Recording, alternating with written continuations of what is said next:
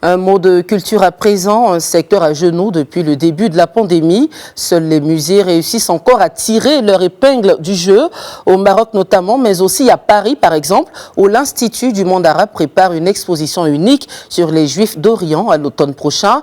Une première dans l'histoire de ce musée. Exposition où le Maroc occupera une place de choix au regard de la présence millénaire des Marocains juifs dans le royaume.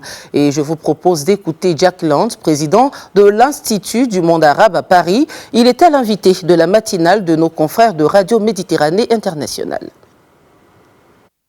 Juif en Orient sera, je crois, un événement assez fort.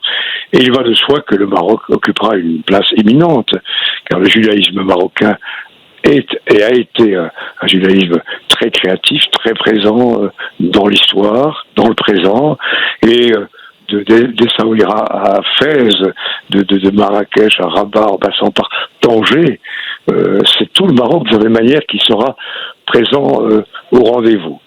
Puis je constate avec plaisir que Sa Majesté le roi du Maroc a décidé de créer à Fès un musée dédié au judaïsme marocain.